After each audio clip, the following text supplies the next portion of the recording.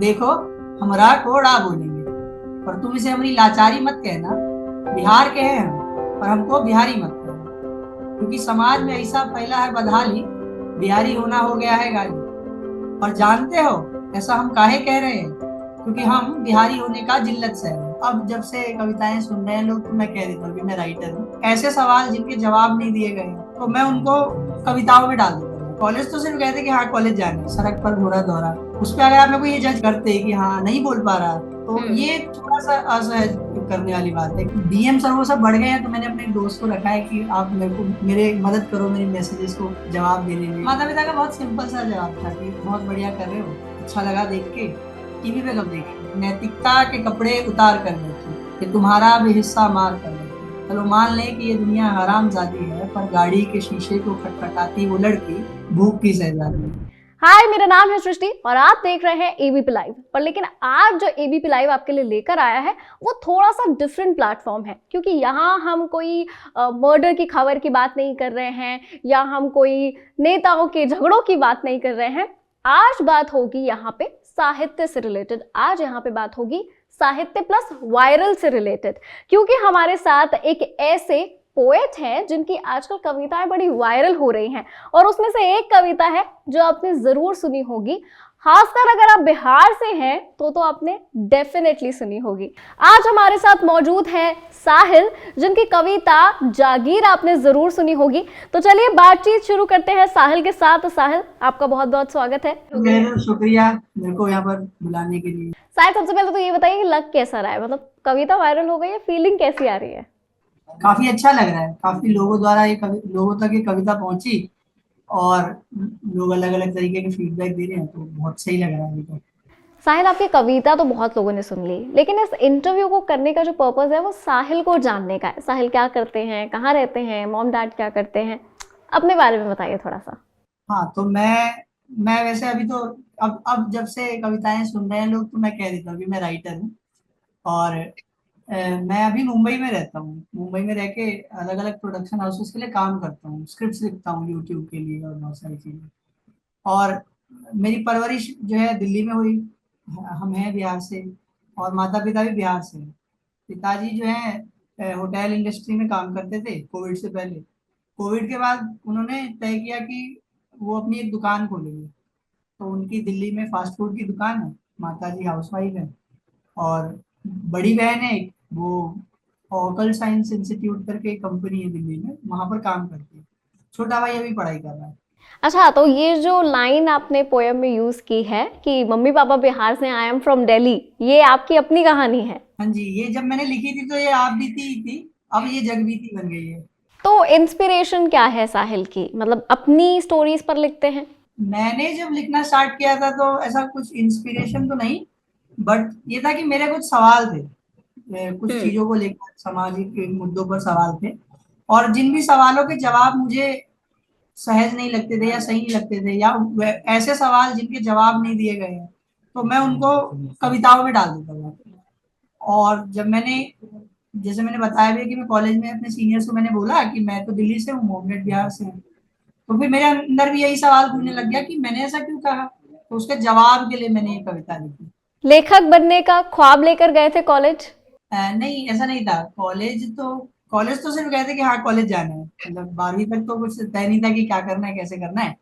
तो कॉलेज आए, और कॉलेज में जब फर्स्ट ईयर निकला तो सीनियर्स ने सजेस्ट किया कि देखो कुछ भी करना है, कॉलेज में जाना तो सोसाइटीज ज्वाइन कर लेना। हम्म।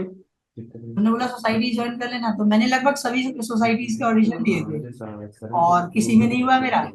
पर जब सोसाइटी के ऑडिशन दे रहा था, तो उस दौरान लेखनी से परिचय हो गया, तो फिर दोस्तों को सुनाया मैंने कि ये लिखा है मैंने कुछ। उन्होंने तारीफ की, तो मैंने सोचा कि हाँ अब यही करते हैं, यही लिखेंगे, और लिखना उस तरीके से चालू किया।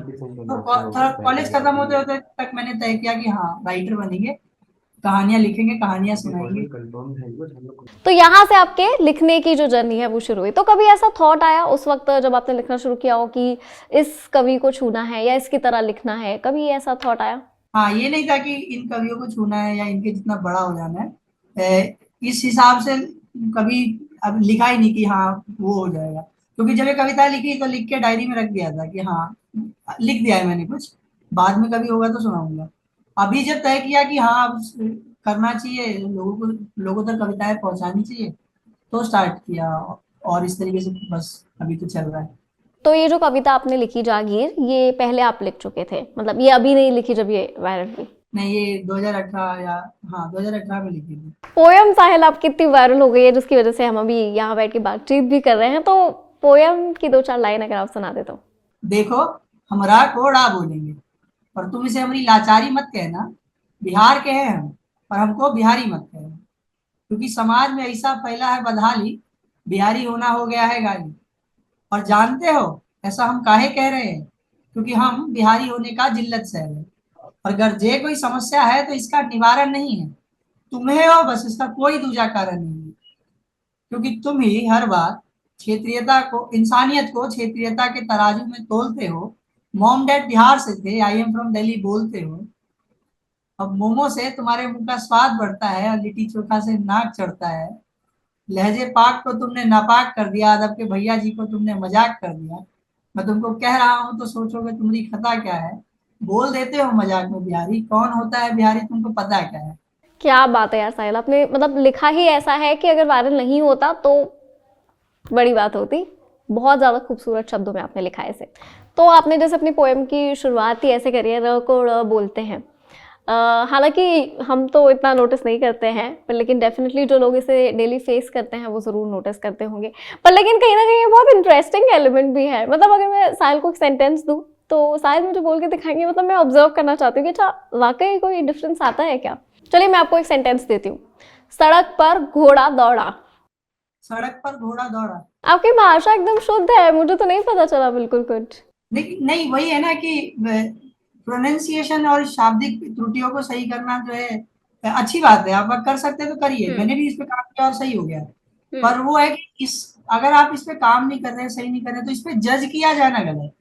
अगर मैं बिल्कुल। वही सड़क कहता कि सड़क पर घोड़ा दौड़ा, तो हम्म। उस पे अगर आप मेरे को ये जज करते कि हाँ नहीं बोल पा रहा, तो हम्म। ये थोड़ा सा असहज करने वाली बात है। कि हाँ भाषा एट द एंड क्या है, भाषा तो माध्यम है बात करने का, अपने विचारों को दूसरे तक पहुंचाने का। अब आप इससे ये जज नहीं कर सकते ना कि अगर इसकी भाषा सही नहीं है थोड़ी, इसका मतलब ये नहीं कि ये थोड़ा सा हायरार्किकल नीचे होगा या फिर सामाजिक तौर से आप उसको नीचे कर देंगे, ऐसा तो हो ही नहीं सकता। अच्छा, बिहार सेंट्रिक आपने लिखा, इसे वहाँ के लोगों ने बहुत पसंद भी किया। अब तो खैर पूरा हिंदुस्तान इसे बहुत पसंद कर रहा है। पर अभी इस दौरान क्या आपके मन में कोई ऐसा थॉट आया कि इस पर्टिकुलर बेल्ट के लिए मुझे लिखना चाहिए या मैं इसके लिए ज़्यादा अब लिखूंगा, ऐसा कोई थॉट आया? थॉट नहीं बदला, बट जब से ये कविता लोगों द्वारा सुनी गई तो एक ये आ गया कि हाँ कहीं ना कहीं शब्दों में ताकत इतनी है कि वो एक जगह का या फिर एक समूह का प्रतिनिधित्व कर सकते हैं। तो मैं इस प्रतिनिधित्व का दायरा बढ़ाऊंगा कि जैसे मैंने कविता में भी आगे लिखा ही है कि मैंने स्टार्ट किया बिहार से, बट फिर मैं देश के अलग अलग क्षेत्रों में जो स्टीरियोटाइप होते हैं उनको कविता में शामिल करता गया। तो इस तरीके से कि जो भी चीजें मेरे को दिखती हैं, जो भी चीजें मुझे लगती है कि गलत है या इस पे कुछ लिखा जाना चाहिए, तो मैं उस पर ऐसे ही आगे लिखता रहूंगा। और मैंने बहुत कुछ लिख भी रखा है, तो मेरी प्लानिंग भी अभी वही है कि धीरे धीरे अपनी कविताओं को लोगों तक पहुंचाएंगे और सुनाएंगे सुनेंगे। ये तो चलिए वो कविता हुई जो वायरल हो गई, जो सबने सुनी। क्या कोई ऐसी कविता है जो आप सुनाना चाहते हैं, एबीपी लाइव के दर्शकों को खास सुनाना चाहते हैं? हाँ, मैं मतलब जैसे मैंने इससे पहले भी एक कविता लिखी थी, और उस कविता का शीर्षक था सिग्नल। तो वो कुछ इस तरीके से थी कि नैतिकता के कपड़े उतार कर बैठी, कि तुम्हारा भी हिस्सा मार कर बैठी। चलो मान लें कि ये दुनिया हरामजादी है, पर गाड़ी के शीशे को खटखटाती वो लड़की भूख की शहजादी है। इसे देखो और सोचो कि क्या तुम अपने मर्यादा की एक रोटी बना सकते हो, या अपने उसूलों की जैसी उसकी एक चोटी बना सकते हो? क्या तुम इस आभासी विकास की गति मंद कर सकते हो, अपने असली होने का दिखावा बंद कर सकते हो? क्या ख्वाबों को हकीकत की जमीन पर सोने दोगे तुम? क्या एक मुस्कुराते चेहरे को अपने कंधों पर रोने दोगे तुम? क्या ऐसा करने के लिए मन की गांठें खोल सकोगे, गलत के होने पर सबसे पहले बोल सकोगे? मेरे सवालों के कारण ढूंढने से अच्छा है कि तुम इनके जवाब देखो। वक्त आ गया है कि तुम अंधे लोगों के लिए भी ख्वाब देखो। ख्वाब देखो कि तुम्हें यही दिखाए गए हैं, तुम्हारे ठंडे खून में मृत आत्मा के अंश पाए गए हैं। मैं तुम्हें सच भी बताता, पर ये एक मशवरा हो गया है। खैर छोड़ो, जाने दो। सिग्नल हरा हो गया है। साहिल की कविताओं में इतनी गहराई है, साहिल बात इतनी अच्छी करते हैं। साहिल की उम्र कितनी है? 23 साल की उम्र है मेरी। 23 साल की उम्र है आपकी। अच्छा साहिल, जैसे आपने अब कविता आपकी वायरल हुई, लोगों ने पसंद भी किया, तो कॉल्स आए होंगे, मैसेजेस आए होंगे, लोग इंटरव्यू के लिए अप्रोच कर रहे होंगे, कुछ ऐसा कोई ऑफर्स वगैरह भी मिले इस दौरान? हाँ, कॉल आए, बहुत बड़े बड़े लोगों के कॉल आए, मतलब अलग अलग पत्रकारों के कॉल आए, और यूट्यूब के कई सितारों के कॉल आए, बॉलीवुड के कई सितारों के कॉल मैसेजेस आए। ऑफर ऑफर का ऐसा है कि ऐसा भी कुछ नहीं कि ऑफर आए हो या साइन इन का, क्योंकि मेरा वो गोल था ही नहीं कि मेरे को फेमस होके ऐसे साइन हो जाना है या कुछ ऐसे। हाँ, अब डीएम सर वो सब बढ़ गए हैं, तो मैंने अपने एक दोस्त को रखा है कि आप मेरे को मेरे मदद करो मेरी मैसेजेस को जवाब देने में, कॉल्स को उठाने में और वो सब, क्योंकि बहुत ज्यादा कॉल एकदम से आने लगे, और फिर मेरे को ये चीज, इन चीजों की भी आदत है नहीं। घर वालों ने सपोर्ट किया जब आप मुंबई आए कि लिखने के लिए आ रहे हैं? घर वालों को सपोर्ट था राइटिंग के लिए? माता पिता को तो माता पिता का बहुत सिंपल सा जवाब था कि बहुत बढ़िया कर रहे हो, अच्छा लगा देख के, टीवी पे कब देखेंगे। तो क्या ये तो फोन में देखे ना, टीवी पे कब देखेंगे। तो उनको एक बार टीवी पे दिखना है बस। सपोर्ट की मतलब ऐसे माता पिता को ये पता था कि हाँ ये कविताएं लिखता है, मंचों पे जाता है कभी कभी और करता है। अब बाकी ये था कि पढ़ाई कर रहा है, और अभी भी मैंने मतलब अभी भी माता पिता को लगता है कि पढ़ाई कर रहा हूँ, मैं पढ़ाई कर भी रहा हूँ साथ के साथ थोड़ी, मास्टर चल रही है मेरी। पर उनको समझाने से अच्छा है कि दिखा देना। तो मैंने आप पापा को बोला कि आप मेरे को दे दो 2-3 महीने, और आपको दिख जाएगा कि कुछ ना कुछ तो मैं कर ही रहा हूँ। तो अब मेरे को लगता है कि उनको समझाने से अच्छा था दिखाना ज्यादा अच्छा था। अब वो देख रहे हैं तो खुश हो गए, हाँ समझ में आ रहा है उनको क्या कर रहा है, कैसे कर रहा है। और साहिल को खुद कैसी फीलिंग आ रही है? मतलब ऐसा लगता है कभी कभी यार मैं तो पॉपुलर हो गया यार, ऐसे वाली फीलिंग आती है? नहीं नहीं, मतलब ऐसा है कि थोड़ी फीलिंग आती है अच्छा कि हाँ लोग जानते हैं, लोग ध्यान दे देते हैं मेरे पे, वो है। और पॉपुलैरिटी का तो नहीं, बट अच्छा लग रहा है कि अब लोग, अब पहले से चीजें थोड़ी आसान हो गई हैं। पहले कविताएं लिख के डालने के बाद बहुत सारी चीजें करनी पड़ती थी कि आप शेयर कर दीजिए या फिर कर दीजिए।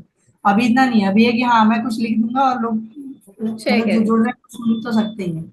खत्म करने से पहले एक आखिरी कविता तो बनती है, मतलब जो आपके दिल के बहुत करीब हो, एक एक लास्ट पोएम। ये कविता मैंने मतलब, पहाड़ है इसका शीर्षक, और ये मेरे को पसंद भी है काफी।